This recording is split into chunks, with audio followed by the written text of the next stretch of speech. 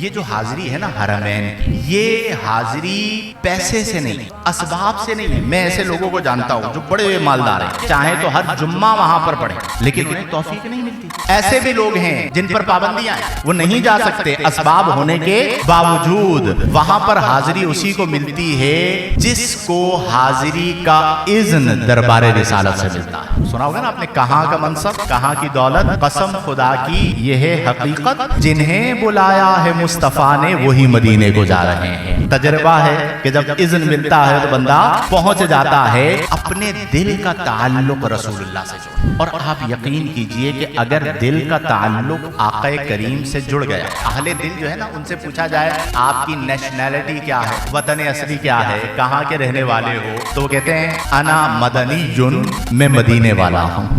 پیدا تو پاکستان میں ہوئے، انڈیا میں ہوئے، بنگلہ دیش میں ہوئے، مدنی کیسے ہو گئے؟ کہا وہ جو پیدا ہوا وہ جگہ ہے جو میرے جسم کا وطن ہے، میری روح کا وطن وہ نہیں، میری روح کا وطن مدینہ المنورہ ہے.